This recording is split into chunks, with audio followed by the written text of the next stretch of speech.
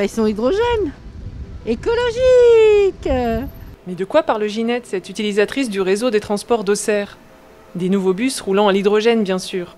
Opérés par Transdev, ils sont 5 à circuler dans le centre-ville depuis septembre dernier. Cette innovation technique, qui transforme l'énergie électrique en hydrogène pour la stocker ensuite dans des réservoirs, est garantie zéro émission.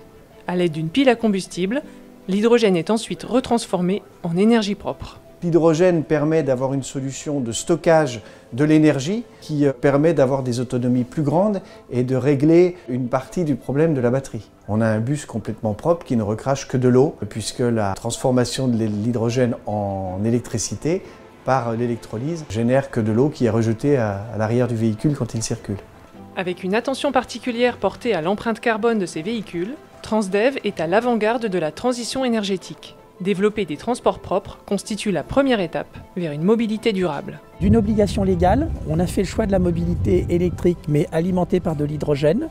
Et ce qu'on veut justement, comme c'est un investissement très conséquent, un bus à hydrogène coûte 3 fois plus cher qu'un bus traditionnel.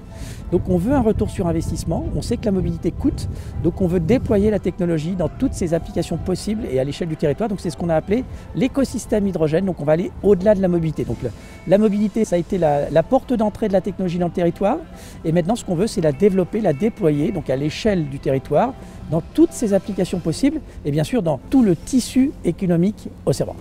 Car côté coût, la balance penche encore largement en faveur du thermique, avec un hydrogène à 95 centimes du kilomètre contre 30 pour le diesel. L'agglomération a adhéré au programme européen JIVE pour financer ces bus.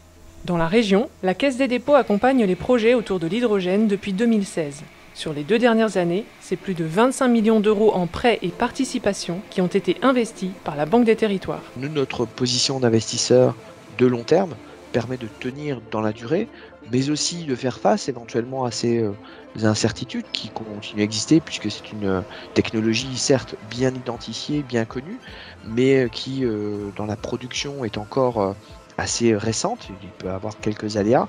Il y a besoin de partenaires solides, partenaires financiers solides, qui savent remettre éventuellement des fonds s'il le faut, mais surtout être patient dans les retours sur investissement de cette filière. Et c'est tout l'intérêt de l'intervention aujourd'hui de la Banque des Territoires, qui est au niveau, en tout cas à Bourgogne-Franche-Comté, et c'est certainement le cas au niveau national, le premier acteur investisseur dans les stations hydrogènes aux côtés de partenaires industriels.